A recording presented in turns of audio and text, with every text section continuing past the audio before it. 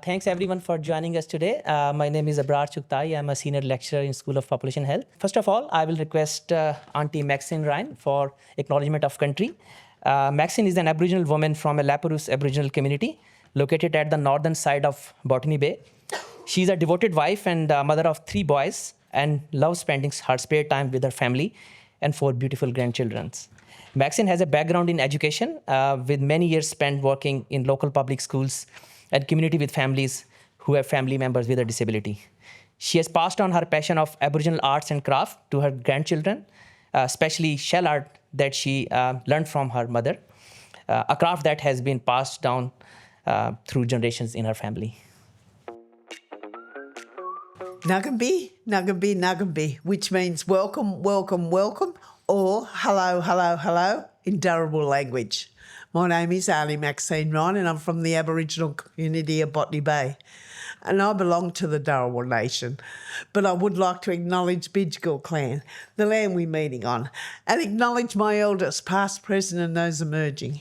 And any Aboriginal or Torres Strait Islander people that are here, I welcome you all here and acknowledge why we're still here. Still here surviving. My culture it is still surviving. It is the oldest culture in the world. We're over 65,000 years old. And because of my elders, my ancestors, that's why we're still here surviving. The hard work they done, the hard work they fought very hard to get us to where we are today. And especially with our education, because back then Aboriginal people, we weren't allowed to be educated.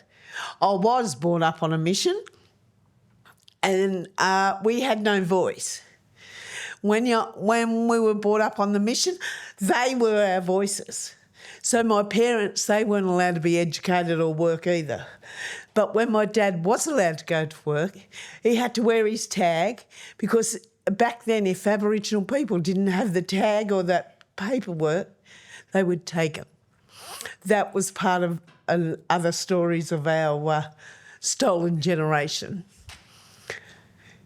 But my people, they went to jail, they ran away from their families, they hid out because they wanted to fight hard.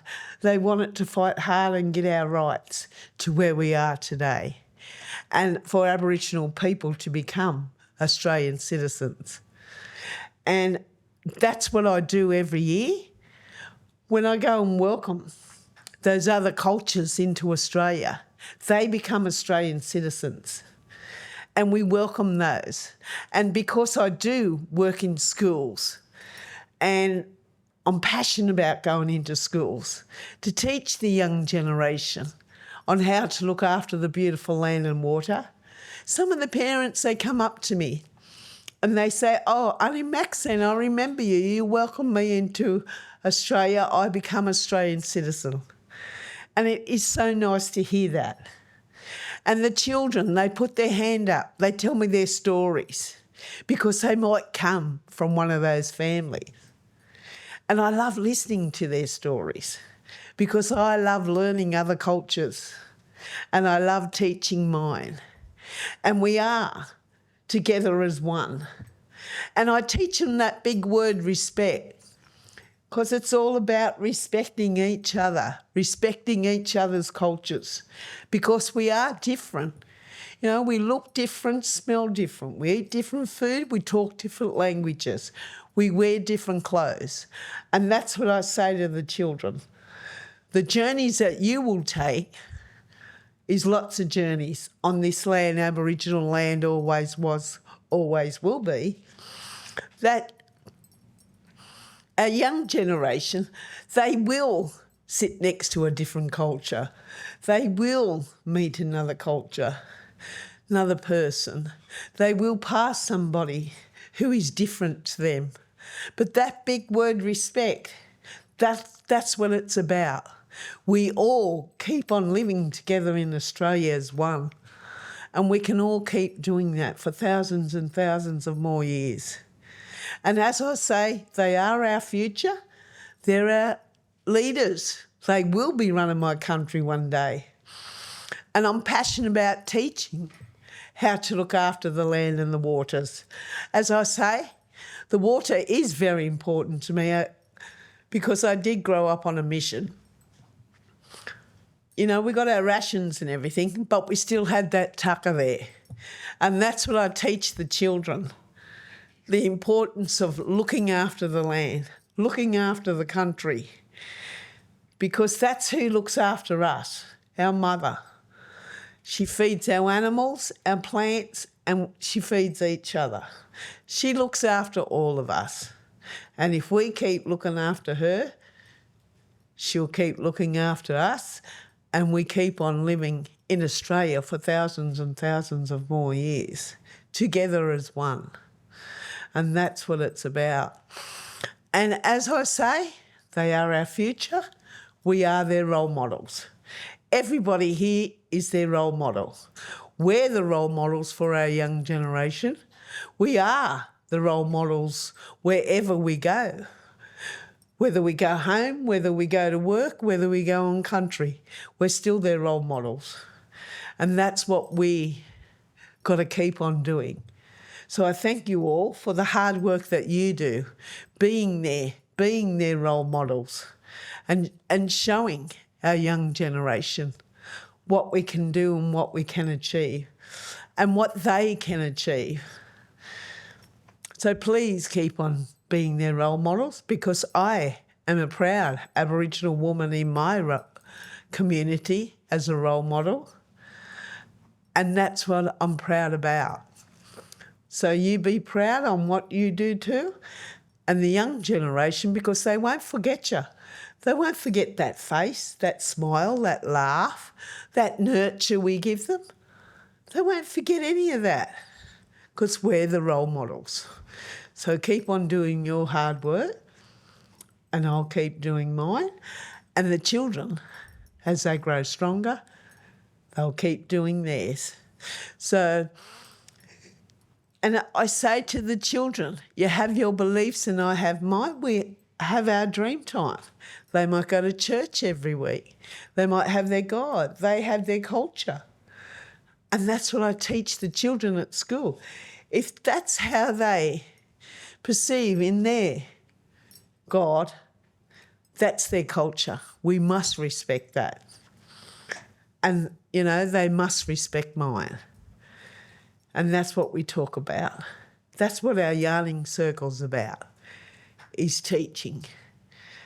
And on that note, I don't say goodbye. In my language, I say Nandawabi. And Nandawabi means if I don't see you around, I will see you in the dream time. So please keep on looking after country, and country will keep on looking after you. Nandawabi, don't see you around, I will see you in the dream time. Have a great day. Thank you. And it's wonderful to be here, and I'd like to acknowledge also the Bidjigal people and acknowledge as the traditional owners of the land we're meeting on here today, and acknowledge Aboriginal people here today. Aboriginal people were the first activists, so first peoples of Australia, but let's be really mindful that Aboriginal people were also the first advocates and activists in this country as well. And many of those lessons that we've learned from advocacy, actually, if we look at what Aboriginal and Torres Strait Islander people in Australia have done, they've done a lot of advocacy for themselves, and all the benefits, all the gains that they've made in the country since colonisation have been a result of their work and their activism. And we need to be really mindful of that and really acknowledge that. And I've had the absolute honour and privilege to work with a lot of Aboriginal people who are very strong activists for themselves and for their communities. So this is really exciting to be here today launching the Advocacy Lab for UNSW. It really is something that's been in the works for a few years, and Rachel and I have been sort of working something up, and now we've had Rachel come on board and she's actually taken the lead and actually launching this. Why are we so keen about it? Well, public health advocacy is core to what we do. Actually, activism is really key to that. And I think what we really wanted to do is bring some activism back into the work that we do, our research, our education, and in making sure that you as students and staff really do understand and you get the opportunity to actually participate. I was very lucky in that I grew up in a family of activists. My mother was advocating for community facilities when we were children. It was something that the family did. You worked for the community, you did advocacy. And really, that's what public health is all about. And public health activism, it's about community mobilisation and social movements to address inequities in society. And really, it does drive all of us. And for many of us, I know I was just sitting here calculating, and it's so long ago, it's actually horrifying to me, but I came to UNSW as an undergraduate 39 years ago, and that's what I mean. It's horrifying. I'm going, oh my God, how could I possibly be that old? But it's true. It was 39 years ago. But I was part of it was an organisation called Student Initiatives in Community Health, and it was a group of public health activists, undergraduates at UNSW, and it was campuses around the country. And that really did drive a lot of my work in the future. We're really getting the sense of what community activism actually is and meeting up with like-minded people and running campaigns. This is what the Advocacy Lab's going to be all about. We've got an amazing course in the school, Public Health Advocacy and Communications. Where's Trish? Trish, up the back, our wonderful convener, has been running that. We've run that 2 years now? Yep. Yeah, great course. So if you're a student and you haven't done it, you should do it because it's amazing, and you'll get some great, huge benefits from that. But what the Advocacy Lab's going to do is to boost public health campaigns, learning by doing. Rachel is going to be hooking people up with advocacy people and activists to actually run campaigns. And so Rachel's going to talk a little bit more after this about the panel discussion about the streams of activity and what people can sign up to. And of course, it's going to be an ongoing discussion. But we also learn from those who come before us. And that's the purpose of today, to launch the Advocacy Lab, but also to have an event with some amazing panellists. So Rachel is the inaugural director, Rachel Rowe. She's the inaugural director of the Advocacy Lab. She's a senior lecturer in the School of Population Health, a sociologist, political economist, public health researcher, and she's been involved in a range of campaigns across the themes of climate change, feminism and Indigenous self-determination. And she's also an active member of the Public Health Association, which again is our peak body and is engaged in a lot of campaigns.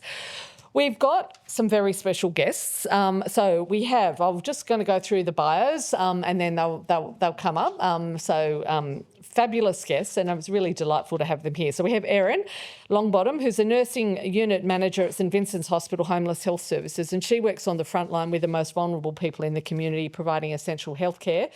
And Erin, I know it's always excruciating hearing your bio being read out, so just pardon me. But her work's been hugely influential in pressuring government to bring health and community services together to reform the policies that determine access to housing. So really critical work, again, really importantly on the front line and bringing that voice of homelessness people to policy and practice and making an enormous change. So amazing. Dr. Ruth Mitchel. Ruth, dear friend of mine, she's also a paediatric neurosurgeon in a spare time up the road. We're not going to worry about that. But she's been an important figure in the global movement against nuclear weapons. And since its beginnings in 2007, Ruth's provided leadership to the international campaign to abolish nuclear weapons, which won the Nobel Peace Prize in 2017. So how many of us know Nobel Peace Prize winner? All of us now, because Ruth's sitting here in the audience. And she's also the first woman to chair the board of the International Physicians for the Prevention of Nuclear War, which won the Nobel Peace Prize in 1985. So that's 2 Nobel Peace Prizes. And finally, we have Dr. Rada Germanos, who's a GP. Sydney, you may not know, has got the only public water catchment area in the world where mining is also allowed. And she founded Protect Our Water Alliance, which has campaigned since 2019 to stop proposed expansions of mining in the Sydney water catchment, and something that's dear to my heart because I grew up near to in Royal National Park on Darawal country, where there's often black sludge in the Royal National Park, a result of longwall mining in the Royal Heathcote National Park. And this campaign that Rada's run has successfully stopped and held up 2 proposed expansions of coal mines in Sydney water catchment. And so she's been doing amazing work. We were going to have another speaker, Sharon Sedekas, she's a community activist from the Illawarra, and she co-founded and directs Better Births Illawarra. And she's done amazing work supporting submissions to the birth trauma inquiry. Again, a groundbreaking response which has actually made a huge difference to birth trauma.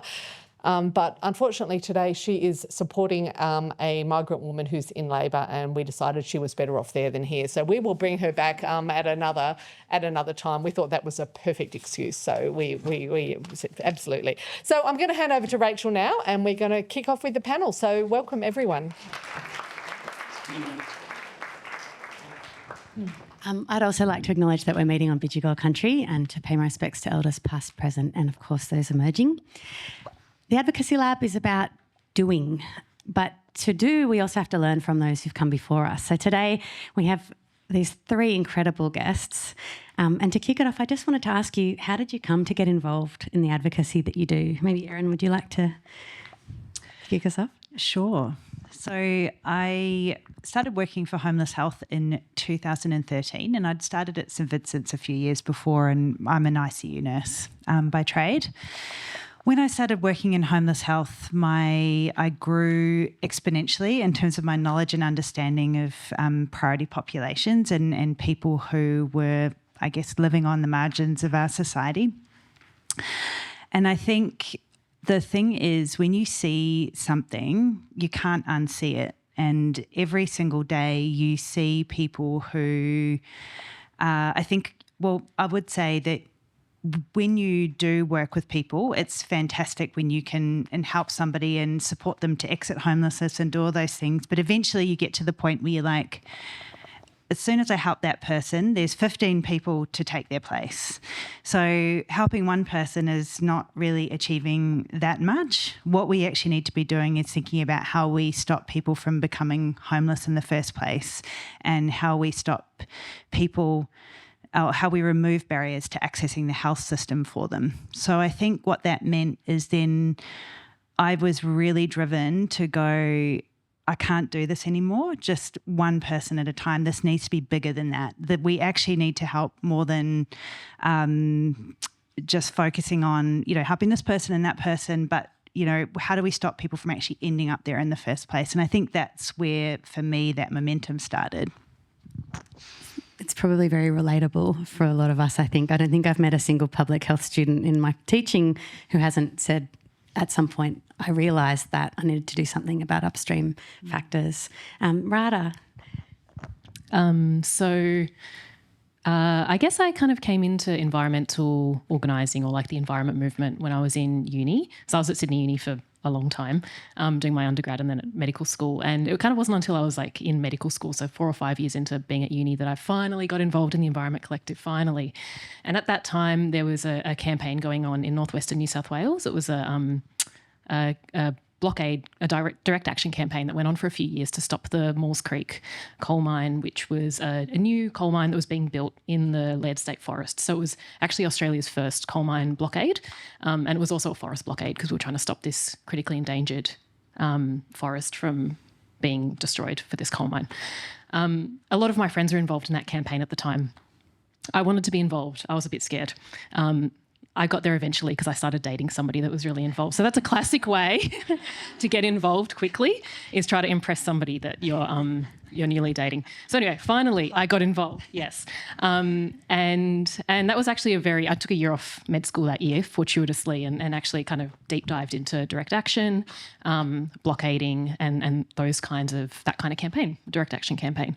When I finished medical school, moved back down to Wollongong, which is where I grew up on Dharawal country, and was kind of looking for something to do. And had grown up knowing about, Wollongong's a coal town, steel town. Grew up with this mythology of that's what the place is. I grew up kind of looking at the steelworks from my auntie's kitchen window and seeing the smoke go into the sky. And, it's just kind of, it's there. And I knew about the coal mines in the Illawarra, but perhaps naively, because they were underground coal mines, because you couldn't see the impact of them, because the impact of them is in the special areas of the water catchment that you actually aren't allowed to go into. Should you, if you do, you face like a $44,000 fine. I actually just didn't know about the impact, and I'd been involved in these campaigns that involved open cut coal mines, which are just like so horrifically obvious. The impacts of those are just awful. So when I came back, I kind of linked in with some local activists that were all quite a lot older than me, that had been fighting some of the coal mines for a few years, and basically just kind of got in at the right time when this new group, Protect Our Water Alliance, was starting up, and managed to kind of push it in the direction of a community campaign. And I never saw myself as a campaigner. I think I came into that being like, I just want to do actions. I just want to, get arrested, get other people arrested, really get in the way, which we did. But I found myself actually involved in a really kind of detailed, slow, very effective community campaign that's actually managed to shift the narrative quite, I think, dramatically in Wollongong. And yes, that's the story. Go ahead, Ruth. So, is this thing on? Hello. Oh, thank goodness. I am quite loud, but, not good for the recording. So I grew up moving around, which is probably a big part of my worldview. I was born and raised in Peru. I'm a first-generation Peruvian. And as a child, I was keenly aware of, the inequity around me. And I was able to appreciate very quickly what, a difference in... Okay, this mic hates me. Silenced. I was just sort of aware of who had money and who got to live and who had a voice, and also there's this other overlay in Peru of indigeneity, and so Indigenous folks in the mountains had less access to getting to uni and all that sort of stuff. And my dad's a linguist, so talking about Indigenous languages and having respect for Indigenous cultures is a big part of what I grew up with at the dinner table. And I'm now able to appreciate that my dad was very much like a Chomskyan. So, I grew up with a particular kind of left-wing ethos. So it wasn't surprising when at the age of 12, we were on a family trip to Spain, and me and my sisters realized that the museum that my mother had decided we should walk all the way across Madrid to see was actually contained stolen gold, stolen from Peru, and we staged a protest. And so it was me at the age of 12, my 9-year-old sister and my 6-year-old sister, and we sat down on the lawn in front of the museum and refused to go in. And my mum just about had a fit because, poor thing, raising activists is not easy. But we're, all nightmares. My youngest sister, Rada, passed away last year. And so now Shona and we have to redouble our efforts to pick up the slack. So you're getting extra energy from this as a result of her passing and in her honor. So I got to medical school after a very tortuous and tumultuous journey, which took me to Slovakia, working in Romani community and community development and all sorts of other roles. And I ended up in Adelaide at the university, at Flinders University, as a med student. And I was surrounded by people who'd gone to private schools in eastern suburbs of eastern seaboard cities, whose parents were doctors or other professionals, who had a vision for the world they wanted to live in that was about their own lunchbox. And it was about their, real estate portfolios and their, fancy vehicles. And I couldn't relate to anything less. And so I felt quite lost the first little bit of med school. I enjoyed the studies and you find your people slowly, but it was a particularly important day when I got an email from the then professor of palliative care, Ian Maddox, who said, does anyone want, it was to all the med students, to 400 med students, And he's like, does anyone want some funding to go to the Congress of the International Physicians for the Prevention of Nuclear War? It's in Beijing. And I want you to understand that I have never answered an email faster in all of my life, including the email that told me I got into med school and the email that told me I got into neurosurgery training. Like, I was so quick. And so I found myself a few weeks later in the basement of a church in Norwood or something, where the Medical Association for the Prevention of War SA branch were meeting. You know that hymn book smell? That's like activist organizing spaces everywhere. You can just see yourself making posters. Anyway, so we were in that kind of vibe, and they wrote me a check for $2,000 so I could buy a plane ticket to Beijing. And that was life-changing, because I met all these doctors and med students from around the world who cared about the world deeply. And they didn't just care about nuclear weapons, but they were really, really upset about nuclear weapons. And they were really concerned about the fact that these weapons were stealing resources from things that matter, from the upstream determinants of health in the biggest sense, and that people were threatening to destroy all of life on Earth because of their egos. And these are people who'd been involved in, every possible good thing, the campaign to ban landmines, all sorts of work for refugees, the climate voice from the medical community. A lot of the same people keep showing up. It's the same ratbags. And it was just such a relief to find them. So that's how I got started. Thanks for sharing. So we did a little brag for you at the beginning, Rebecca and I, but I want to invite you to give us another 1-minute brag on the campaign work you've been doing, so on the themes that you're advocating around. Ruth, would you like to? You can go first if you like, Ruth, since you've got the ball rolling. I think people always want to know a bit about what's like winning the Nobel Peace Prize, and that's the obvious high watermark. And the trouble with winning the Nobel Peace Prize, you're like, where do we go from here? And the point is that that's not the real prize. The real prize will be getting rid of nuclear weapons, but it's still pretty cool getting a Nobel Peace Prize. So I might just briefly tell you what it was like. I was sitting in a cafe. I was in Florence because I'd just been at a neurosurgery conference, because my life is awful, obviously. And yeah, stay in school, kids. It works out. And so I was in this cafe. I was having breakfast. I'd had my morning run around Florence and taken all my pictures. And I'm watching this like ticker tape at the bottom of the screen, and this thing. And they're playing Christmas music in October, like English Christmas music in Florence. I'm like, why? And this screen is playing the news. And I can read the Italian well enough to tell that what's happening is this is the announcement of the Nobel Peace Prize. And the chair of the Norwegian Nobel Committee has just come up to the podium. And the campaign that just won the prize was the one that I helped start. I was there when we picked the name, and now the name's on the bottom of the thingy. I was there when we picked the logo, and now the logo's on the news. And next minute, the website's crashed because everybody's like, who are they?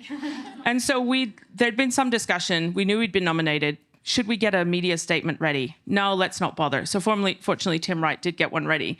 But it wasn't even possible to load it onto the website at that point because it had crashed. So just a piece of advice for you, if you're planning on going big, like if you think there's a chance that the thing you started is going to like make the big time, invest in the bandwidth. You never know when you're going to need it.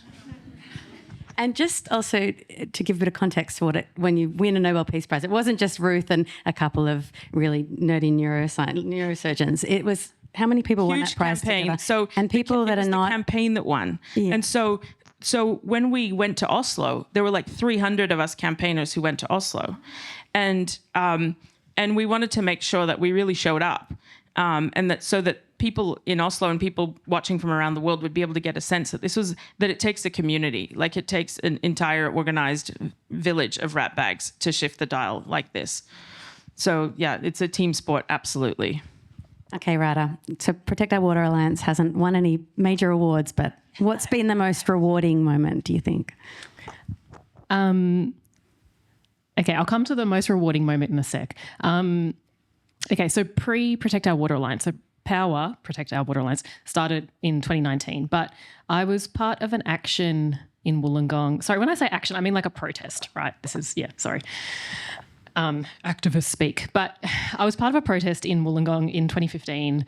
I think it was in November. It was when the Paris climate talks were on. And a bunch of us ratbags blockaded the coal port in Port Kembla for the day and shut down the coal port. And some people went up on the coal loaders and anyway, people got arrested. I was the media spokesperson for that action. I think it was the first time I was a media spokesperson. I think I did a good job, but the local media was like not happy with us. They were not happy. It was really like, how dare you? How dare you shut down the coal port? Anyway, fast forward to 2021, I think it was. I'm looking at you. And yeah, Protect Our Water Alliance had been kind of, doing a lot of solid community campaigning for the last couple of years. We were like organising through COVID and lockdowns and things like that. And we were fighting this 25-year underground longwall coal mine expansion that the Dendrobium coal mine near Wollongong was applying for, basically.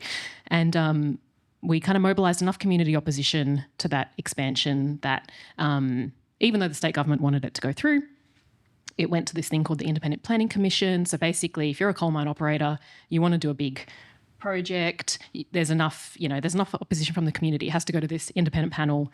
They assess it. All the experts do their thing. The community can present to the panel. Most of the time, the coal mine still happens. But this one time, we actually managed to stop it. And that was I think it was unprecedented. I think it was the first time maybe that a coal expansion in New South Wales had actually been knocked back by the IPC. And it was huge. And we actually didn't expect that to happen. And I remember the day I got the news, and I was a GP registrar working at this terrible practice that I really hated. And I was in between patients, and I got the text message, I think from you, Rachel, that had happened. And it was just so, it was incredible. And it was incredible to think about the turnaround from, actually only 6 years prior, when the thought of even saying that, coal mining in the Illawarra might not be a good idea was just so controversial. And I think it really spoke to the depth and the commitment of community campaigning, and also, I guess we can come to this a bit later, but how we worked on the messaging to kind of get media to come around and to kind of get community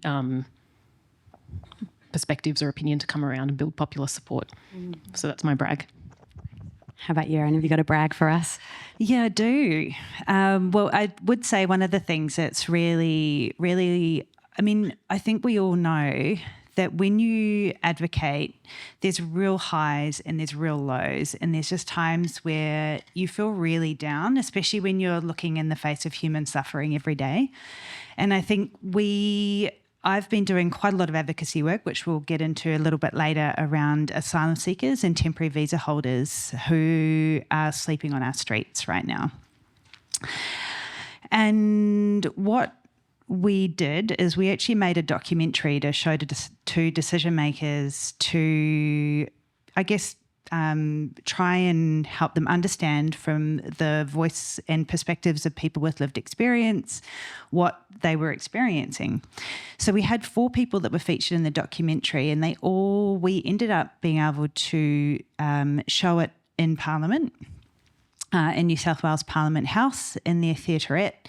And the 4 people were present, and they were able to meet and directly speak to the Minister of Homelessness and Housing, the Minister of Health, and also the CEO of the department that controls homelessness. And that in itself was just such a powerful moment, and probably for me was the crux of them actually being able to speak directly to the decision makers that were making decisions around their ability to be able to exit homelessness. So that was really powerful. And then also, I didn't actually see the finished product of the documentary before it went to air. And what had happened was the documentary maker I'd worked with had sneakily asked every single person, what does it mean to you to have somebody supporting you in the way that Erin supports you? And they all spoke. And I think you also don't necessarily always hear the impact of what you do makes on the people that you're supporting. So I think that was really a big moment for me. It's beautiful. Wow. That is a segue to my next question, really. A lot of what we do, I think, in the advocacy and activist space goes unnoticed. There's a lot of, you said, rather slow work that's quite diligent, careful. Often you don't get that feedback from people that you may interact with or people that may not even know that the work you're doing is impacting their lives. So how do you make prevention more visible in your work? How do we make those wins that are hard to see, because we stop something bad from happening often, right? That's what we do when we prevent things from happening. How do we make that more visible, even to ourselves, to remind ourselves that what we do is worthwhile? I think that... that's easily fixed. Hello. I think that celebration is critical. And so I have tried to make it like a practice.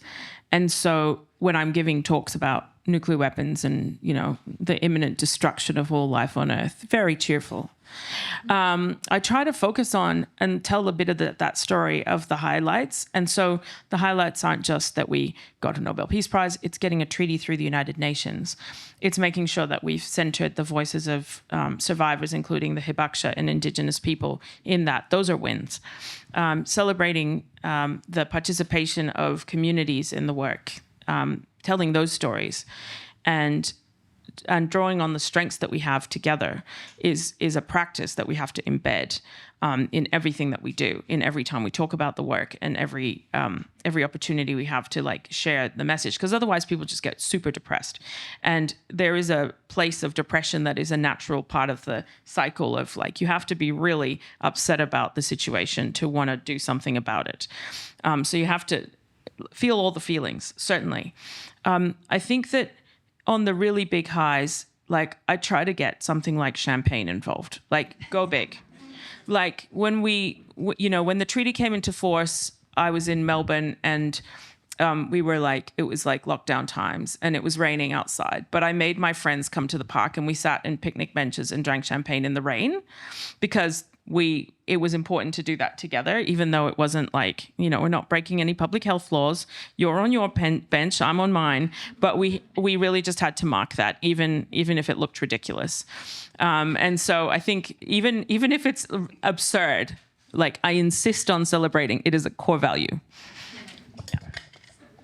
You're getting some strong affirmative feedback from the audience. These are stories that people are feeling. Yeah. Would you like to go next, Rada? Yeah, can you repeat? How do you make the wins of prevention more visible? Okay, so I think something that a lot of environmental campaigns, particularly blockade campaigns, have done well is drawing people to the place that is the place that you're trying to protect. And, particularly forest blockade campaigns where, the blockade camp is set up in the forest that you're trying to prevent from getting logged or smashed or whatever. And then people get connected to that place. So then when that place doesn't get, hopefully, if, you win and the place doesn't get destroyed, then you can celebrate that because you've already enjoyed the place and you can continue to enjoy that place and feel connected to that place. And I guess that's something that we've kind of tried to foster in and around the Illawarra with this campaign. It's kind of a bit tricky because the places we're trying to protect for the most part are in these restricted areas you're not allowed to go into. So we've had to be a little bit creative about that. And for example, Power has run water catchment convoys and creek convoys where we visit the suburban waterways that are as you kind of referred to before, waterways that are impacted by the kind of downstream effects of coal mining, be that waterways that get cracked or get contaminated by runoff and things like that. But basically trying to get people, feeling connected to those places and those spaces. So then you can celebrate their non-destruction.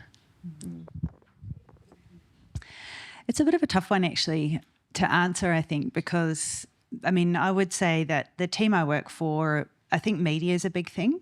So my team gets a lot of media attention, celebrated in the media a lot. There's a lot of, I think, because the work that they do is visible, and I think that's a really powerful thing to say, look at the amazing work they're doing.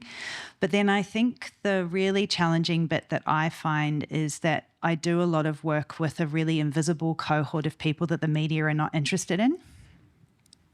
and in fact it could be detrimental to them.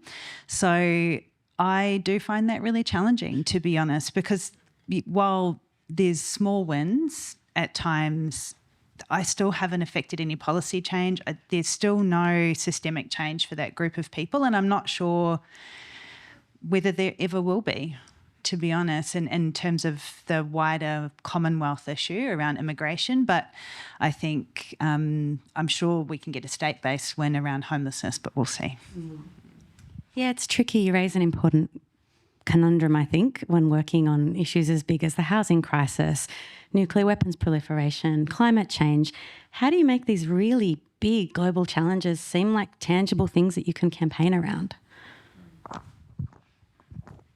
I think that, you look at examples of people who've understood that they're in a more powerful position than they might have thought. And I think particularly if you're in a medical sort of profession, it's easy to underestimate the power that you have. It's easy to underestimate how important it is, how much your MP actually cares what you think. If you phone up and say, I'd like to talk to you, I'm your local pediatric neurosurgeon, it's a different conversation. And sometimes you end up meeting, parliamentarians because they come to your workplace, they come to the hospital because it's time for a photo op. If you want the photo op, you got to do the work. So I would like to encourage people to actually seize their power and take your power. Your power, you have a vote, which is super important right now. Like, leverage that as much as you possibly can.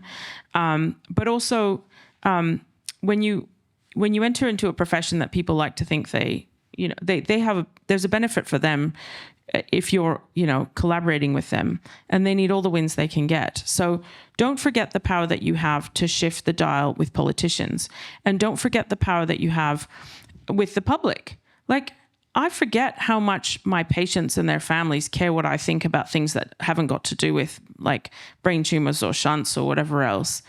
And because everyone Googles everyone, they're like, oh, I saw the podcast you did. I'm like, oh God. But then they know how I feel about a range of things, including the, international humanitarian rule of law and the disregard that has happened for that, in the last 18 months with regard to Gaza. So there's no secrets about my perspectives on anything. So living your life out loud, having that voice in every space that you can, don't underestimate it. People will actually listen. You have to speak up and be clear, but people will listen. Don't be discouraged. There's plenty of people who, I think the thing to remember is that people will try to silence you, and that's because your voice matters. So when you feel that resistance, understand what that means. That friction is telling you, I'm actually quite effective. I am super annoying to the cogs of power. Let me continue to be that way. Let me continue to do this work.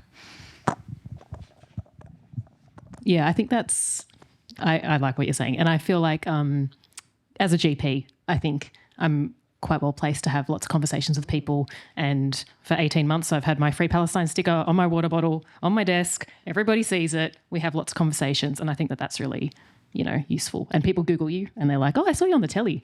Yeah. And you go, oh, okay, that's good. What do you think? And they're like, oh, yeah, that was good. And yeah, and you're like, cool, great. And that builds the relationship. So I don't think you need to be scared about those things. And if people don't like you, they'll just see somebody else. Coming back to the kind of campaign question, I guess, I think something that Protect Our Water Alliance has done well, and this was definitely not my idea and I can't take credit for it, but I can appreciate it now in retrospect, is that basically we're an anti-coal campaign that is dressed up as a water security campaign. Like, it's a water security campaign, but we're basically like, stop mining in Sydney's water catchment. And most people understand that like drinking water is important, and that's like good cut through.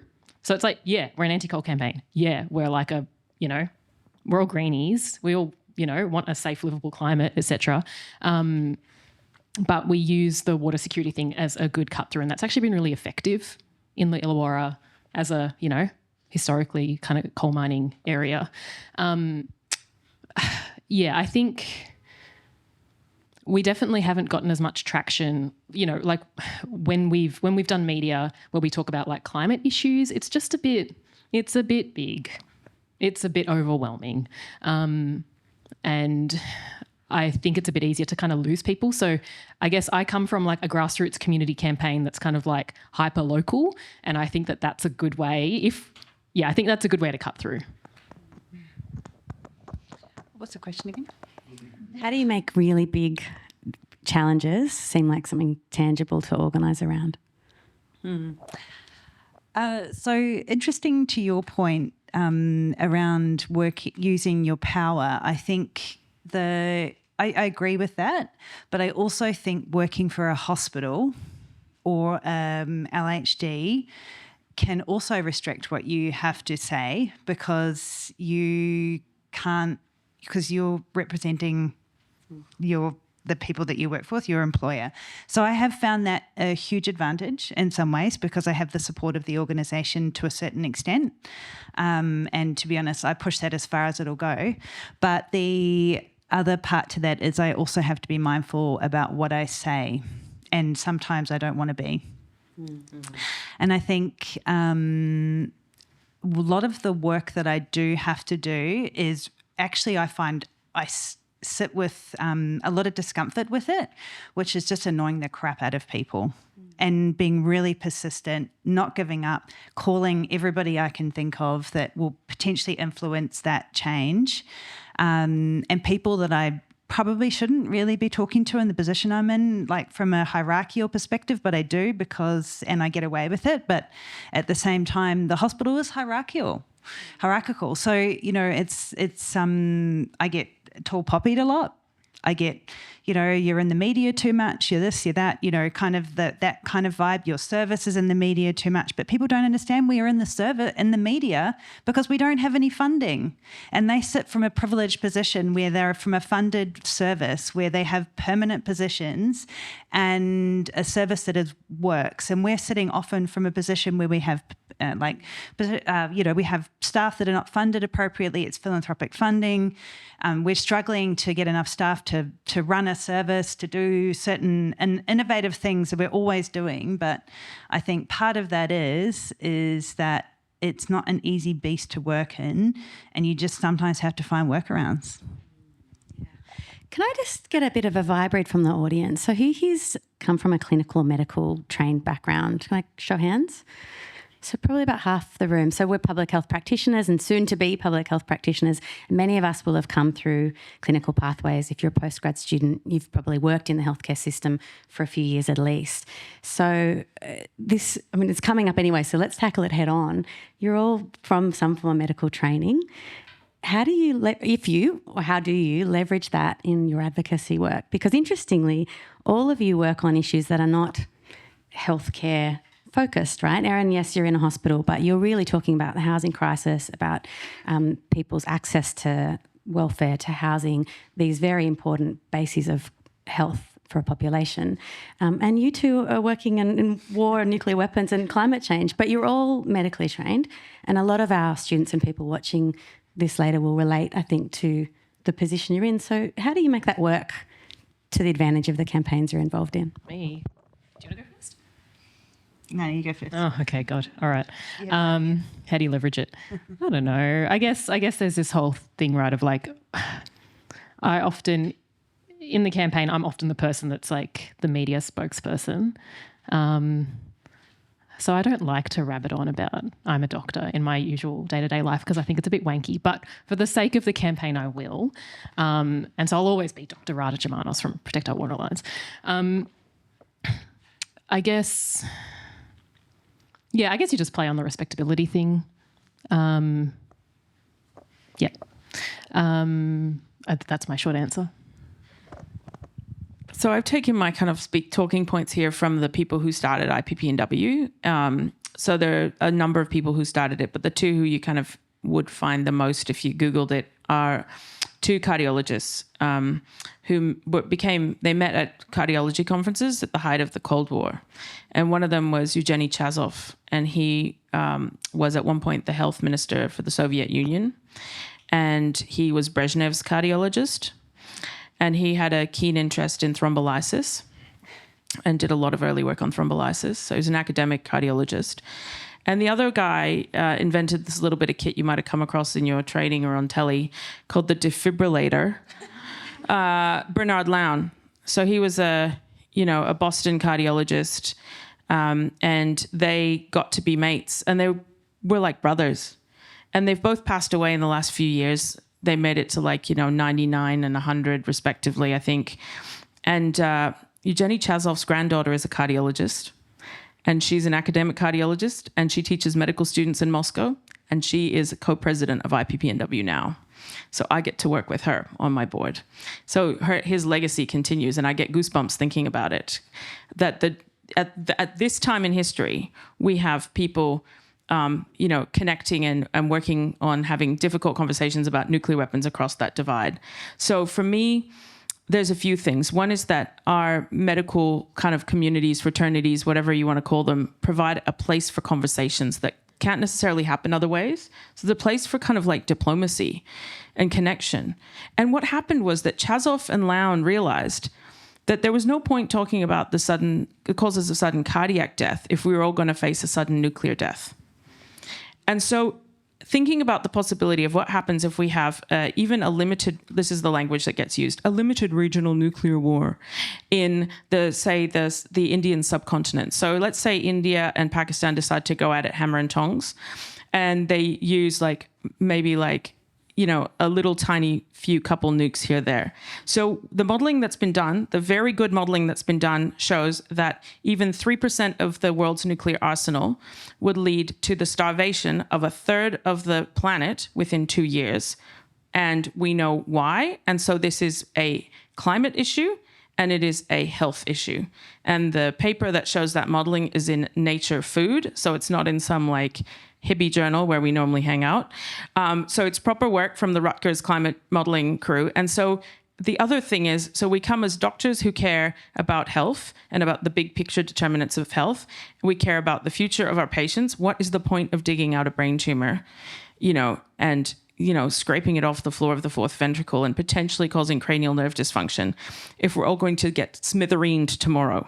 It makes every other thing I do in healthcare completely foolish if we can't get this right. So that framing is something I bring with me all the time. And the other part of it is that we want to be evidence-based in our clinical practice, and we want to be evidence-based in our activism and in our advocacy. And so the evidence-based answer to what to do about nuclear weapons is to get rid of them, because we don't get to coexist with them. And now we've got the data, the facts, the science. So that's the other way we leverage being health professionals, is that we're people of science, and we know how to interpret and share scientific findings. And that's what we have to do. So, yeah. I mean, who doesn't love and trust a nurse? And I use it. No, I mean, I'm kidding. But I would say that healthcare is a really valuable resource that is needed in the homelessness sector. So we have a really unique service in New South Wales, and probably in Australia, to be honest, in the way that it's created. It's very multidisciplinary. So we have lots of different parts to it. It all really works together.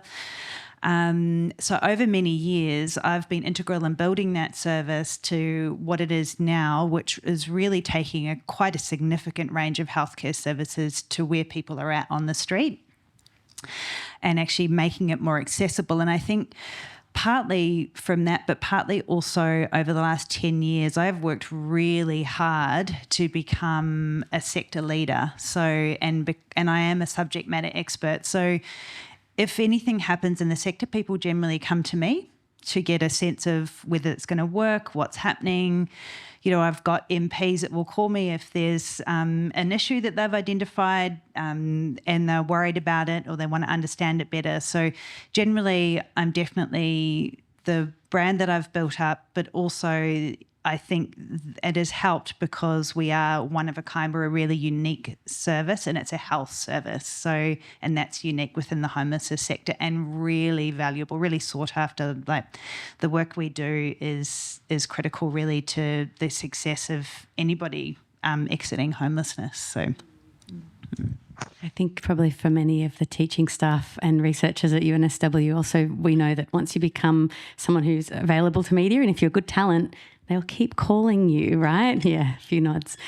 So that brings me to another question. There's this great saying that many of you will have heard. It comes from the disability movement, nothing about us without us. How do you stay accountable to the populations, the communities, the people that you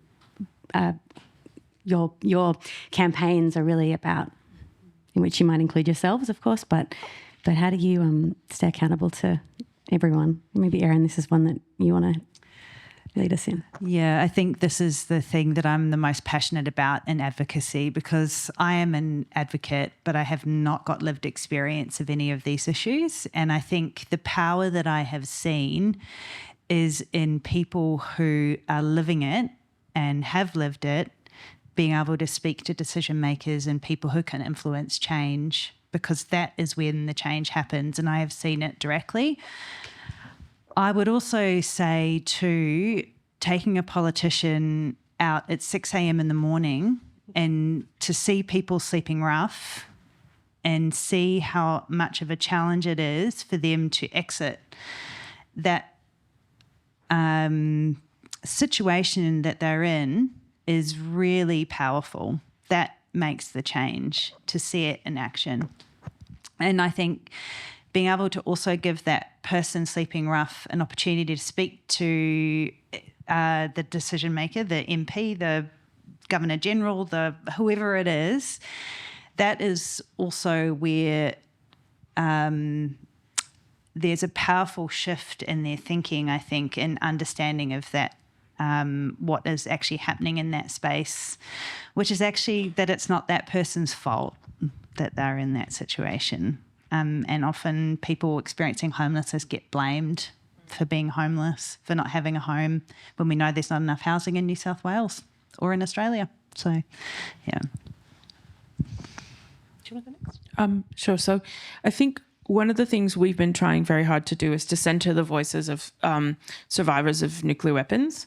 And so a very high-level example of that is that, as you can probably imagine, when you win the Nobel Peace Prize and you're a global campaign, like we got what we wanted, which is like an international campaign, and now everybody wants a piece of the, so everyone's doing the work, but now it's like, now we've got this gong, who's going to go pick it up? Like, who's going to go up on stage? Like, talk about organizational nightmare. Like, talk about everyone's got feelings, like you can imagine, right?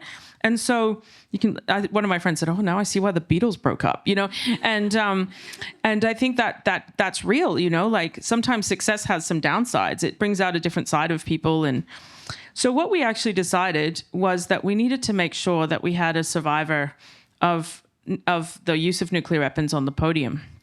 And so the survivors of the bombings of Hiroshima and Nagasaki are referred to as the hibakusha, and communities of hibakusha have in more recent times extended the grace of that term to survivors of nuclear weapons testing elsewhere in the world. So, for example, the victims of South Australia's, of the British government's nuclear testing in unceded sovereign South Australian land, and throughout the Pacific, the Soviet tests in Kazakhstan, U.S. government tests in New Mexico, including Trinity, all that, right? So there's communities around the world of affected people. So this is an area of actual work right now. How do we get the cultural protocols right for truth-telling? And so there's actually something called the Nuclear Truth Project you can easily find on Instagram, who have been working on developing protocols for engagement with affected communities. So that work is really significant. And that's figuring out what does it look like to center voices and to respect cultural norms. And there's all sorts of other things, like we have to explain to people when we're speaking about Australian victims and survivors that there are, like some Indigenous communities have prohibitions on using the images of people who've passed away, like all those sorts of things. Like you don't know that if you're from Kansas, like that's not intuitive, so making sure we tell stories in a way that's culturally sensitive and figure out who's telling the story is really important. So anyway, so we got Setsuko Thurlow to be one of the two people up on the stage in Oslo to accept the Nobel Prize on our behalf. And she was a schoolgirl in Hiroshima when her school was bombed and everyone else in her class died. And she managed to crawl towards the light through burning rubble to survive, and has spent 8 decades campaigning for a world free of nuclear weapons. And so we wanted Setsuko up there. And, you know, there's nothing more impactful than having someone who's actually crawled their way out of nuclear rubble talk about what it is to reach towards the light, and the goosebumps and the tears when she says, this is the beginning of the end of nuclear weapons. I mean, we've had a policy of making sure we have as many survivors as we can speaking on our behalf at the UN when there are UN meetings around these issues. So we've had Setsuko there, we've had Aunty Karina Lester, we've had Aunty Sue Coleman-Hasseldine, both from South Australia. We've made sure that and that means like we have to figure out what it looks like. Australia has to figure out what it looks like to fund their travel appropriately. You can't just send Aunty Sue to New York on her own. She needs someone with her. We got Aunty Sue to Oslo. Her niece came with her. You know, you have to make sure that someone's got like access issues attended to. We have to look after what it looks like to respect your elders in practical terms, has budgetary implications. And that's what it means to organize with integrity. And so we're all learning, but that's some of what it looks like for us to center those voices and to figure out like who's got the microphone. Me for too long. Your turn. Can I just quickly add something? Sorry, what I probably also should have mentioned, that the benefit I think is reciprocal, because often for people who have lived experience being felt to be seen and heard and be able to, you know, because they often feel really invisible. So I think that's also really another important impact of that too, is giving people a voice and making them feel heard. I wanted to kind of extend on both of what you said. I guess it's interesting kind of thinking about that, like nothing about us without us, and thinking about who the us is. And I guess in organising in Wollongong, like my crew power, it's not a very big group of people. It's like 5 or 10 people that consistently turn up to meetings. And I guess it's easy to kind of approach this issue of mining in the water catchment at a very like surface level. That's kind of an ironic thing to say when we're talking about underground coal mining, but you know what I mean. Surface level thing. But there's like so many issues, right? And a huge issue is like destruction of cultural sites that form part of like, you know, that are in the area that we call the Greater Sydney water catchment. And I think a tension that a lot of us have felt over the years about how we talk about this issue is really relying on these like kind of really colonial ways of understanding the landscape, and like, you know, these things that didn't exist 200 years ago, like dams and reservoirs that have actually really already destroyed the landscape and destroyed a lot of like cultural heritage. And now we're saying, let's not damage the water reservoirs and damage the dams. And it's a bit funny. And this idea of the Greater Sydney water catchment is a like a colonial framework, right? And so that's weird. And it's a weird thing to kind of try and navigate in our kind of communication, like our outward communication as well as our inward communication as a group. So I guess for myself, what I've tried to do, you know, when I'm the person writing the media release or talking to the media or whatever, is just making sure that we always kind of try and draw in the different threads, and particularly around like destruction of Aboriginal sites, basically. And fairly early on in the campaign, we kind of you can always do these things a little bit better, but we did kind of meet with local groups like the Land Council and things like that, and just try and check in and be like, how do you want us to talk about these things? You know, like, is it okay if we talk about this stuff? And they were basically like, please go for it. Like, go for it. The more voices, the better. Please talk about it. So it's not just us talking about it.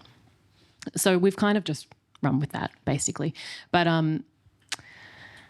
yeah, it's tricky because you don't want to talk on behalf of another group, and especially when it's not your stuff, and it's not your like knowledge, and you're not the knowledge holder. But at the same time, you don't want to be a settler colonizer who's just kind of ignoring that part because it's a little bit uncomfortable and you're a bit worried about stuffing up. That's such a good point. There's one other thing just to mention. So when we got Setsuko Thurlow on the podium in Oslo, it was the first time that a hibakusha had been had the microphone essentially for the Nobel Peace Prize, despite the fact that about a dozen individuals or organizations had won the Nobel for anti-nuclear work. And so it was actually a first, a really important first. And I'm really pleased to say that tone-setting exercise has been superseded spectacularly with last year's winner of the Nobel Peace Prize, which was Nihon Hadankyo. Nihon Hadankyo is the biggest organization of hibakusha in Japan. And so they are like the peak body representing themselves, representing the survivors, both first, second, and third generation survivors of the nuclear weapons use in Hiroshima and Nagasaki. And so, watching the footage of those, there were three representatives who were like the main four people for that, and watching them show up at the airport in Oslo and the way that they were received, and just these sweet, lovely, elderly Japanese gentlemen, like it just brings tears to your eyes. And to hear their clarion call for a world free of nuclear weapons, like there can be no alternative but to center those voices. It is so powerful. I'm making myself tear up here. Yeah, I really love how you've all articulated both bringing down the walls of those big establishments and bringing people in, but also taking decision makers to the people and the places that their decisions affect. I just have a curiosity with that tactic. Do decision makers, politicians, do they take much convincing, or are they very keen for the photo op that came up earlier in the discussion? How do you manage those interests? And, what's the work involved in bringing people to the street to meet people living in homelessness, or bringing decision makers to meet people, survivors of nuclear weapons testing? Tell us a bit about the complexity in doing that. To be honest, the complexity for me is who do we take and how relevant are they to the person? I have a problem probably stopping people wanting to come out more than anything else. And that weighs really heavily on me, because I often sit in this dichotomy of, media is important, and engaging with decision makers and politicians and government is really important. But who is actually going to... But also, we're not a sideshow, and this is not a tour of homelessness in Sydney. Like, why are you there? And is it actually relevant and appropriate for you to be there? And is it going to positively impact on that person for you to be there? And the same goes with media, and I struggle a little bit with that too. It's not an easy position to sit in, but I think it's always just thinking about risk versus benefit. And to be honest, I've come to the point where I'm really very, very mindful about who comes with us and whether it's going to be of benefit, because I think we actually have it's probably more that people know who we are, they're interested in what we do, but you shouldn't just be there because you're interested in what we do. You should be there because you can do something about it. Yeah. I think it's interesting to see how politicians interact with something like ICANN Australia, for example. Like when ICANN won the Nobel Peace Prize, it's the first time that an organization that started in Australia has won the Nobel Peace Prize. So it's kind of a unique first that some people were very keen to celebrate.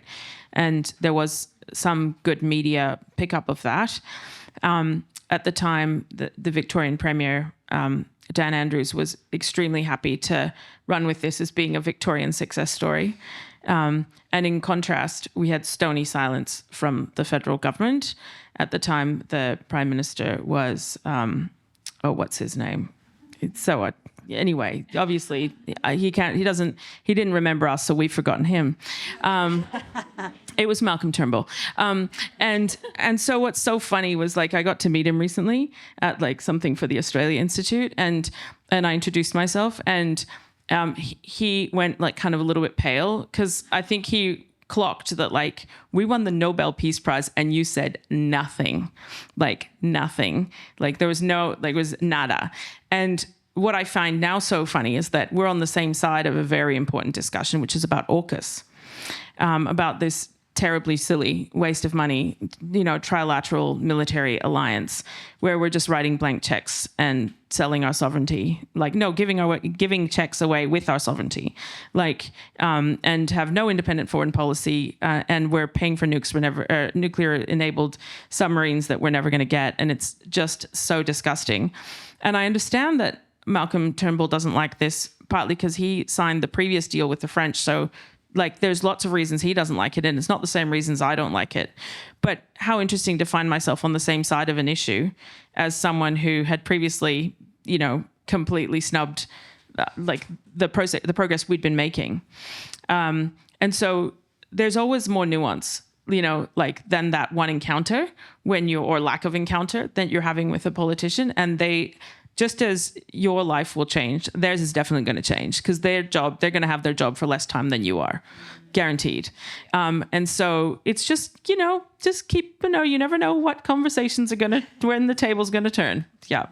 And this is something I think we navigate in the work of advocacy. Often we find ourselves in unexpected alliances with people, groups that we didn't think we had anything in common with. Do you have any advice for us on how to hold onto your integrity while also engaging and having, an open door and being open to talking about uncomfortable things, working together on points of commonality and interest, but still holding on to your own values? Sometimes you have to say no, thank you. So at one point I had Pierce, what's his name? Pierce Morgan. That awful. Pierce Morgan? Ew, I can't. Pierce Brosnan, but that's the actor. I wish it was him. Unfortunately, it was the wrong Pierce. It was Pierce Morgan. I can barely say his name. I had his producer in my DMs, and he's like, "Hey, would you like to come talk about nuclear weapons?" And I was like, "Would I? With him? I don't know. I'd love to have that level of platform, but my human rights are definitely getting violated. I'm okay at media, but I'm not come on, really, you have to know your strengths and, weaknesses. And that conversation actually fizzled out. So it turned out not to be a thing, but I was like, I'm not really sure that this is for me. It sounds like an opportunity, but it also sounds like a good way to die, So sometimes you have to think to yourself, is this really purposeful? And so, yeah, that pros and cons evaluation and, am I going to feel or be compromised in what I believe? Does this stretch beyond does this take me out of my integrity? That's got to be the question. I had this I know this probably sounds very minor, but and I'm not going to name the publication, but I had an interesting request to take a very, very right-wing media publication on patrol, which I did do. And they came to a few different things because they wanted to do a story on homelessness and the housing crisis and healthcare, etc. And I really struggled because I struggled with them personally, and I was also worried about the language they would use and whether they would perpetuate stigmatising stereotypes and all those things. But it was interesting because it was okay what they wrote. I don't think it was by any means, but it didn't. I think I was probably the most mindful I've ever been about the way that I speak, and the things I said about people. And I didn't talk about certain things because I knew that there could be things that were misconstrued. But in hindsight, it was probably, you have to engage with all sides of the media. It's how do you do that in a way that maintains your integrity? And you have to, because we also owe it to the people that we work with to make sure that we're not just preaching to the converted. We're not just talking to left-wing people who already know that it's probably not, there are reasons beyond someone's control that they're homeless and about the housing crisis, but also to the right-wing media who may just think that everyone who's on the street is a junkie or whatever stigmatising horrible thing is in their head, but actually to go, these are the reasons that someone's in the situation they're in. And they did do a pretty good story on it, to be honest. For them. There were still a few things I was like, oh, ouch, but, yeah. Do you ever get nervous when you're speaking to media or speaking with politicians? And how do you deal with that? Oh, yes. You, Ruth? Oh, See, yeah. I'm asking this because I think probably we're all listening to these guys going, wow, they're amazing. I could never be that amazing. So think you just- genuine question. I think it's probably partly the fact that I think my clinical training has helped me to feel the fear and do it anyway. Like, like there's this sense of like needs must. Like, I'm not enthusiastic about clipping this aneurysm, but if I don't clip this aneurysm, it's going to bleed again. And then this lovely lady whose family seemed to like her very much is going to die. So I'm going to clip the aneurysm. Like, engage your pelvic floor and get on with it. And and that's what it is. Like, last 2 years ago, I got to go to a big women's conference in Colombia. And I thought, this will be fun. I'll try out my Spanish, I'll see how far I can take it at this point in my life. So I, very carefully prepared my keynote and practiced it like 4 times. I don't normally practice keynotes at all. I just get up there. And so I practiced it, timed it, everything, had my notes, had everything. Oh my goodness. And then the next day they're like, great, well, we'll get you to do some media now. I was like, oh, that's another level. And so here I am with like 3 like TV crews doing media in Spanish. And I was like, feel the fear and do it anyway. Like, what's the worst thing that can happen? Disaster is the worst thing that can happen, but just do it anyway. And I think just you get used to just acting like moving while scared, like moving while a little bit frightened. Like, it's not your comfort zone, but nothing grows in the comfort zone. Like, that's not where good stuff happens. So if you wish to grow as a creature, you have to move. You have to move towards the sort of edge where there's a view and get out there. And so it's because I trained as a neurosurgeon, I'm somewhat familiar with that. And if I hadn't pushed myself clinically, then I wouldn't have the skill set to push myself in these like activist and advocacy spaces. I don't think. I really agree with that. I mean, not that I'm a neurosurgeon, but however, I think that it is really good nerves and you harness it. And I do a lot of things that I feel really uncomfortable about all the time, as in I sit in discomfort, but I'm not uncomfortable with what I'm doing.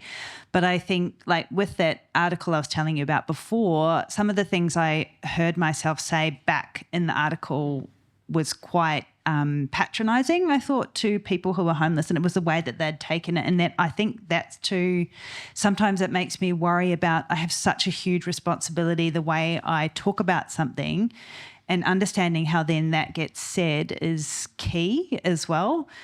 So I think that's a really big responsibility, and I feel more worried about that. But at the same time, I think I'm just used to it now. So it's like, and I feel like too, we often sit in a place where we have the power when we're taking a politician out because they're a little bit scared. So they're a bit like, oh my gosh, what's happening? And so we're kind of in that position where we're leading it. We're in charge. It's a different kind of environment than as if you were going to meet with a politician in their office or something like that and ask for something. So,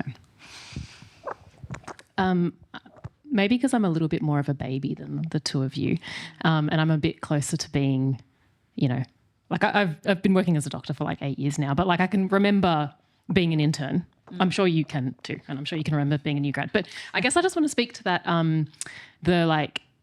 the scaredness of like a new player, especially when you're, I mean, I don't know what UNSW medicine is like, but I went to Sydney Uni Medical School, and I definitely had a lot of,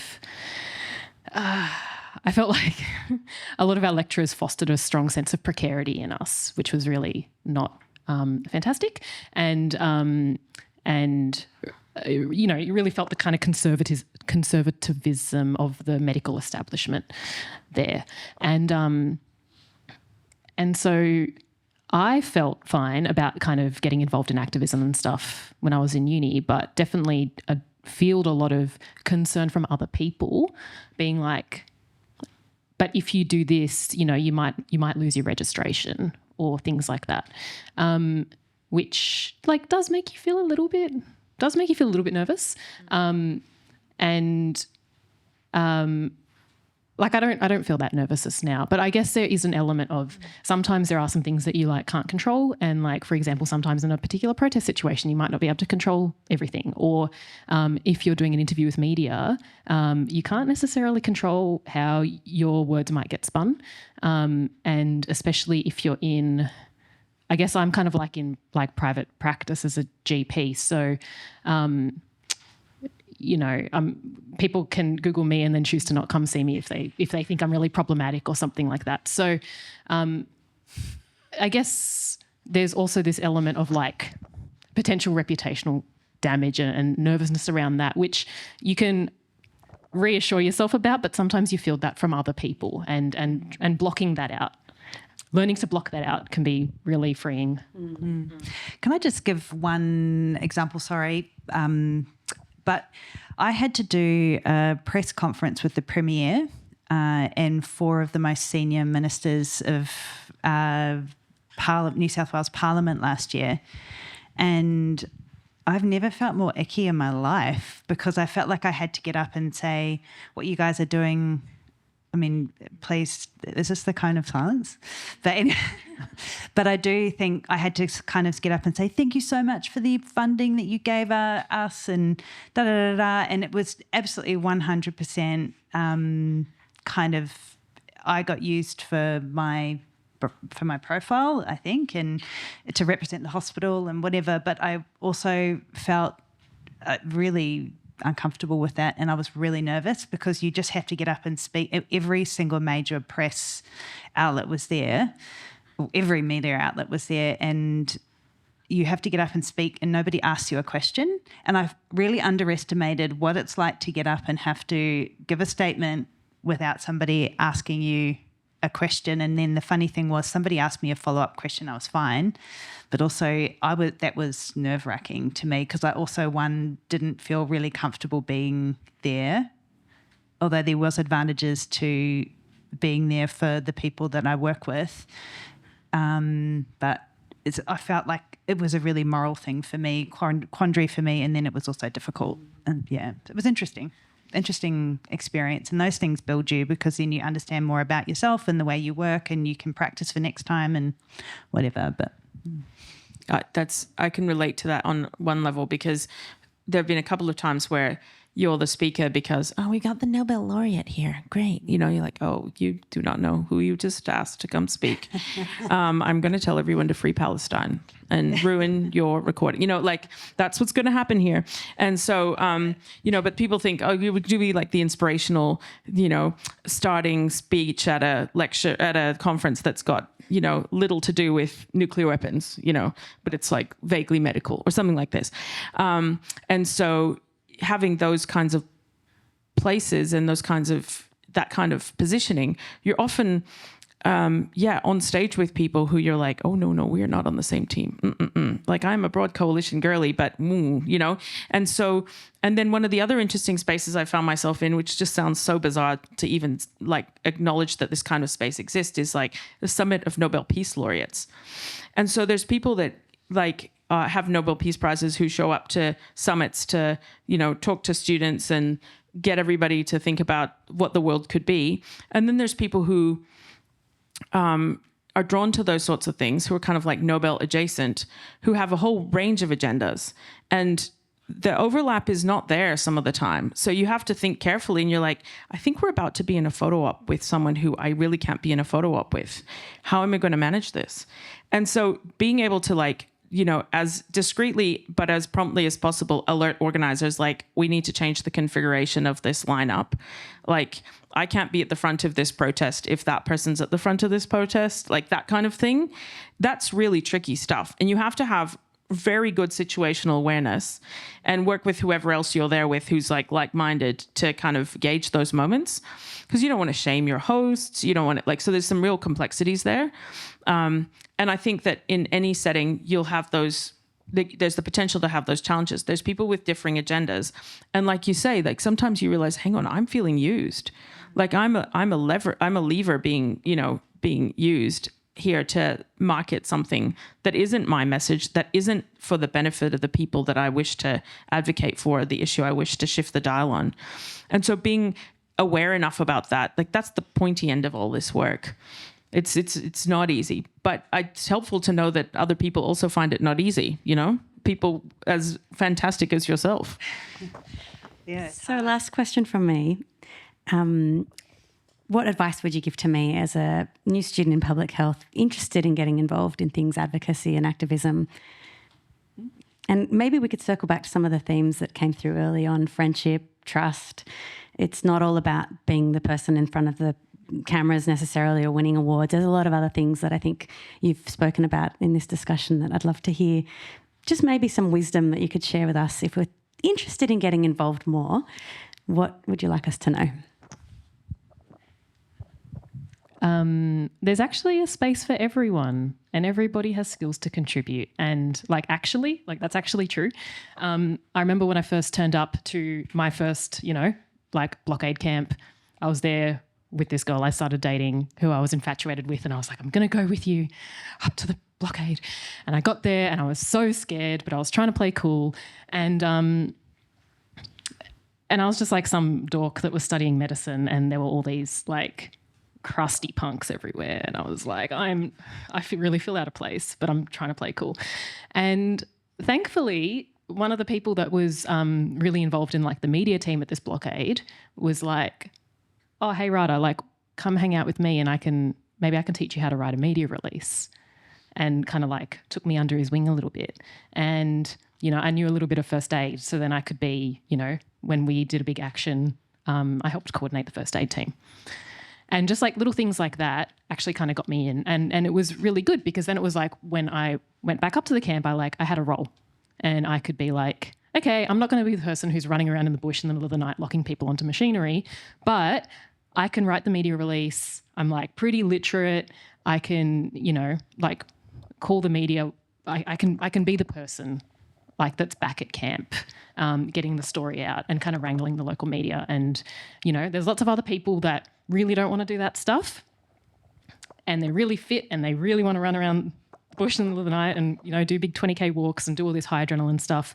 My nervous system can't really handle that. I'll stay back at camp. And it took a little while to trust that and be like, okay, there is actually a space for everybody. And I think particularly a lot of those campaigns traditionally have been quite macho, and you kind of feel like, oh, if you're not doing the really hectic stuff, then you're not really involved. But it's actually somebody needs to cook and feed everybody, and the kids need looking after, and somebody needs to look after the old people, and somebody needs to write the media release. And some people need to go do the action and get arrested, but that's actually probably 5% of the campaign. And everybody has skills. And I think often a lot of these academic skills, and especially research skills, are underappreciated. And this isn't something that I managed to talk about earlier, but one of the big things in Protect Our Water Alliance has been research and kind of putting our fingers in the holes of the arguments of the mining industry about their projects and how damaging or not damaging they want us to think their projects are.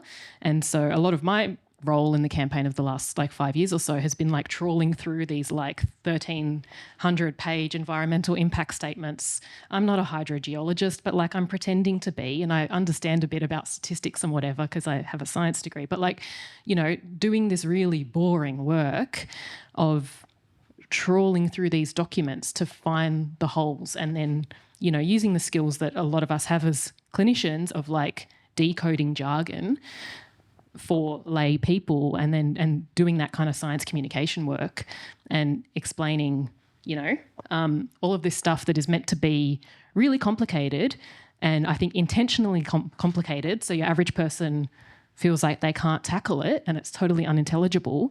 But a lot of us that have science brains and research backgrounds, it's actually a really good skill, and a lot of campaigns need those skills applied to them, because we're good at boring work. I might jump in for a second just to say these are the kind of projects that we'll be running in the Advocacy Lab: research summaries, submissions to parliamentary inquiries.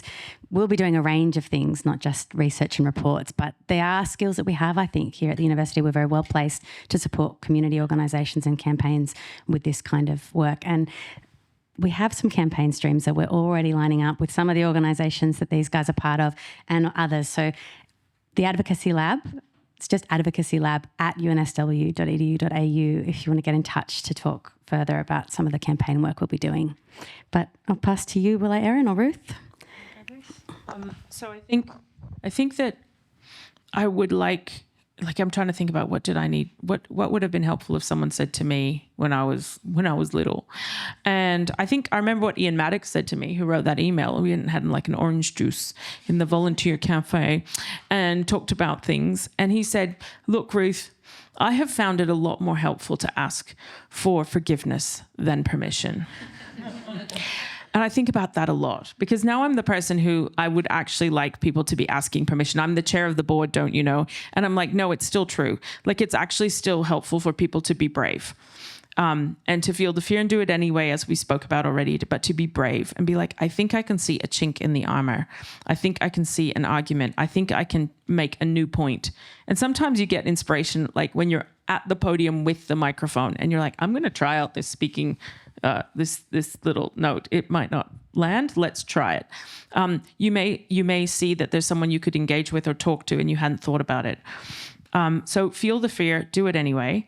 Ask for forgiveness, not permission. Just get on with it. Don't obey in advance. Like, there's a lot of forces of evil at the moment in the world that want you to kind of obey and get in line and stuff. And I know a lot of my colleagues have, for example, held back from speaking out about Palestine because they're afraid of being doxxed or being reported to APRA. And some of my friends have been doxxed and reported to APRA.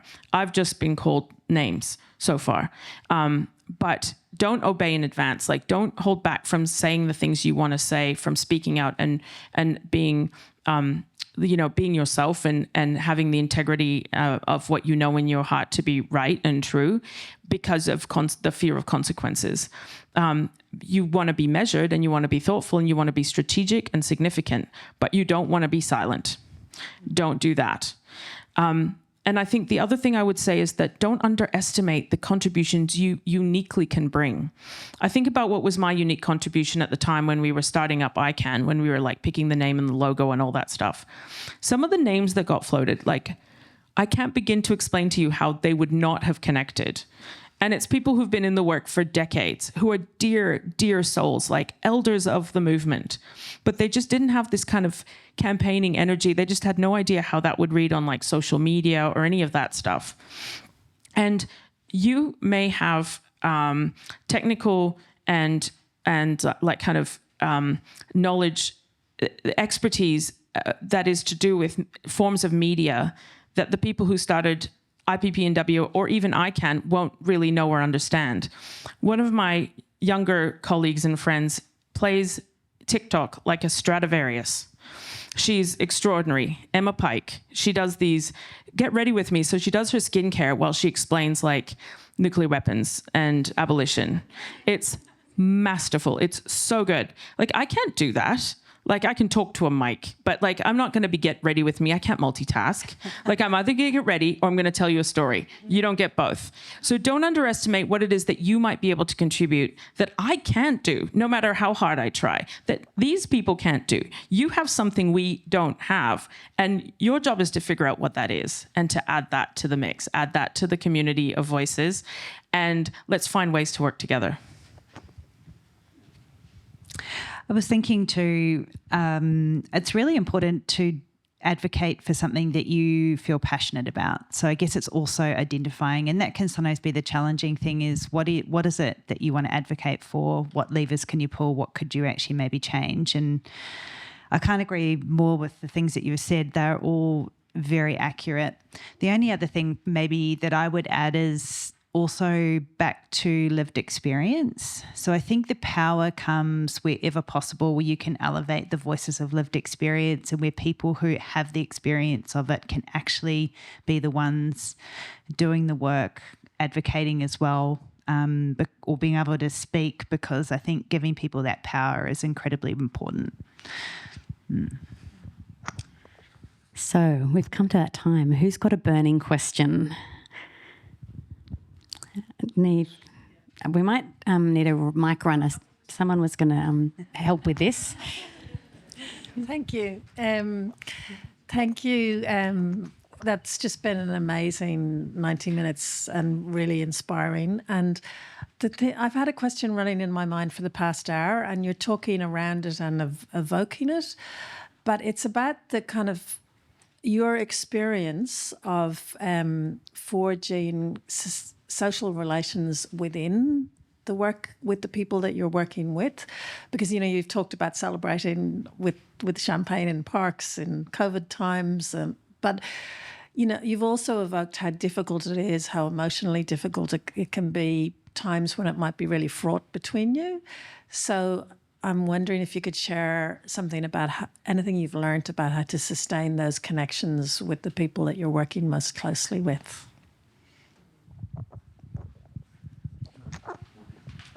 I think maybe Emily will take it and then run it if anyone else wants to ask a question. I think wherever possible, it's good to get everyone in the room together. It's old-fashioned and it works.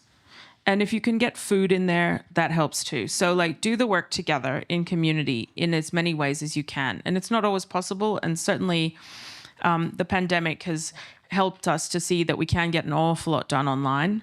And that might be better for the environment in many instances of particularly big international organizations like IPPNW. We're only in the same room every 2 or 3 years. But this year we're going to be in Nagasaki together for our Congress, which is pretty special. It's the 80th year anniversary of the bombing of Nagasaki. On Saturday, I'll be in Melbourne for the ICANN Australia Planning Day. So we try to do these kinds of planning things in person if we can. And we make it as respectful as we can for people who have immune issues. So we're all going to be wearing masks and we're all doing a rat test before we go. So there's ways of working in community that are as minimally ableist as we can make them. And so stretching to do those things is important. Because when you see each other and you in the same space together, there's something magical that happens that's beyond the work. It really is community building. So I think where possible, get in the room together, bring food. That would be my best advice. It's simple, but it works. Do you want to pass the mic? And if anyone else wants to ask questions, I'm looking at your hands so that I know where to direct the microphone for the next question. But Rada. Yep. Yeah. More food. Yeah. I think Always more food. Yeah. I think one thing that I've found really powerful and impactful is that within the service that I work, we've really started to focus on social inclusion as well, which I know sounds ridiculous that it's taken us this long probably, but we've sort of developed these different hubs around the city where we've actually got people who we work with and have worked with contributing to what we do. And so they come and volunteer and support, serving food or, just helping people navigate the different services that are on site. And I think and also we do one at the hospital, a hub just outside the hospital. And I think the incredible impact that's had on all of my team, we're all together, we're a really cohesive team, but also now we're a community of people, and the people that we work with are part of that as well. And I think that's actually been a really impactful and incredible experience where, people are just not seen as other. They're seen, we're all together and we're us. Mm. Yeah, maybe we'll have both of your questions and then we'll pass back to the panel. So Emily's got the microphone. Sorry, if you want to introduce yourself. Hi, I'm Rohina Joshi, the one who enjoyed your way of celebrating. My question is around, you talked about activism and advocacy. What about negotiation? How do you deal with that, especially when it's just so difficult to be in that space and moving from we want this to, all right, let's talk? You hold that question in your head and we'll have another question here from Lisa. Sorry, thanks so much. That was really amazing. I wanted to address particularly, Ruth, where you started and the people that you found yourself amidst in Adelaide studying medicine. Those people, because when we do advocacy, we find ourselves amidst those people all of the time, and it's very easy to move away from them and towards the people that are like-minded and agree with us. How do you sit when you find them in your house, in your community, in your life, and do you think you learn better over time to have a language that brings them with you rather than they're just going, oh, they're the rat bags or they're the, that group of people. I think that's where I struggle the most because I feel comfortable with people in this room who agree. But when you do come against those kind of conversations. Those two questions go together quite well, I think, actually. So the question about negotiation and the question about what do we do about people who maybe aren't like necessarily on the team. So first of all, to clarify, like I'm the rat bag, like we're the rat bags. Those people can define themselves. But the second thing to say is that what I've found is that, when you talk about campaigning, there's early adopters. There are people who like immediately will understand the assignment, who will get the proposition and they'll want to join the party immediately. Like they're like, where do I sign up? I will chain myself to the tree, like whatever, like the energy is immediate. And then there are people who require more work. And that's where negotiation comes in. And that's where that's about bringing like that long game. And so a lot of the people I went to med school with who I was initially alarmed by and quite critical of have become, quiet supporters of things that I do. And they don't like all the things that I do, but they'll, make donations to some of the things I'm into. And you just keep asking, right? And so it's possible for them to feel a part of the work, even if they're not at the kind of pointy end. And to feel some pride in progress being made on issues, and because they know they're part of the journey too, because they were around when things got started, And so there's a way of being inclusive and allowing people to feel a part of something bigger than themselves, even if they just came to the party recently. And I think that's a really critical thing. And it's hard. It's something we're often not very good at in activist communities, is having grace for the newcomers, and being able to like broaden our language and broaden the church, if you will, to find those ways for people to kind of onboard into the work who may not be kind of conventional, Rage Against the Machine crew. And I think that's super important. To the negotiation question, I think what I've been interested to see, and you'd mentioned like this is slow work, and I think that's the important point, like particularly to get to the point where we have a treaty for the prohibition of nuclear weapons, which is the actual piece of work that ICANN won the Nobel for. That took it really did take most of the 10 years from between when the campaign was launched and the treaty came into being, signed at the UN.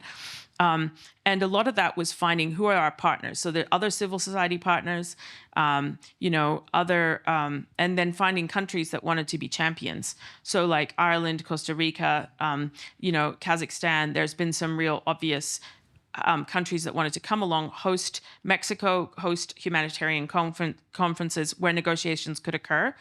And because those people are diplomats, they can issue invitations. They can make negotiations happen in a way that I can't. And so that getting the partners who do negotiation for a living is actually part of this as well. And so a long journey, a long commitment, finding more and better ways of framing things that are more and more inclusive and more like friendly and helpful to people who we do need at the table. Yeah. I just want to speak to your question about negotiation. I think it's interesting for me to think about, like, in the organising that I'm involved in, I guess I think about negotiation like within the group, like within the organising collective, and then how we then interface with other groups. And I guess the approach that we've taken over time that I think has been quite effective is that we've really worked hard to not compromise on our core demand, which is stop mining in the water catchment. And like we've had the same banner since 2019, like the message hasn't changed. But there have been points where there's actually been discussion within the group of like, should we capitulate on this thing or that thing? So we can have a bit more of an alliance with the local union movement, or we have a bit more of an alliance with this big ENGO that's supporting us or whatever. And ultimately we've decided to not do that and to just hold the line. And we've actually seen some of these other groups shift more towards what we're saying over time. And so I guess something that I found helpful to think about in that regard is like thinking about, like, at least in the environment movement, in inverted commas, thinking about it as like an ecosystem and being like, we've all kind of got our little like niche, and some people are negotiators, and maybe that's kind of where they're positioned. But you actually need some people really holding the line, and that can help kind of bring in some like rhetorical space for others. Meanwhile, in your collective, you're like furiously negotiating all the time. But, you know, to kind of keep everybody like cohesive, and you might have different perspectives, you might have different theories of change, you might have different political ideologies, whatever.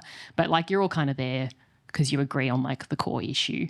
But being a bit disciplined, if you like, about what your outward like messaging is, so you can hold that line, and that does, you know, create space, I think, for other messaging like more broadly. Would anyone else like to ask a question? We've got time for one more. Up the back. Yes, please. And if you could introduce yourself, Nellie, thanks. Sure. Hi, everyone. My name's Nellie. Thanks so much. You guys are amazing. I guess my question is paring it all a little bit back for people here in their day-to-day and from your perspectives and from your experience, if perhaps you're not like I've got like a long journey of being active and being a part of a decent amount of movements, and love it and feel like it's just something I think you guys spoke to. It's you just kind of, it's a part of your life quite early on, and it just becomes of your day to day. But I guess for people that are newer to the spaces in our day to day, in as researchers, as lecturers, as employees in universities, what are your perspectives on what does activism and advocacy look like in our day to day? You know, whether it's in our teaching, whether it's in the way that we communicate with others, if people aren't perhaps ready to take that step to be a part of a movement and use their skills on the front line or supporting movements. So it depends what you're starting from. But I think that picking, like, what's one thing I can do to be a little bit brave today, or this week, or this month, and set yourself some goals. Like, for one of my friends, about 2 years ago, she realized that she wanted to do a much better job. She does a lot of public speaking and a lot of teaching, and she decided she wanted to do a much better job of really leaning into how she does like an acknowledgement of country at the beginning of each of her talks. And so she started spending a bit of her prep time for each lecture she gave or each workshop she led, thinking about how she could actually integrate what are the comments I want to make at the beginning of this that acknowledge country, but also integrate with the content of what I'm doing.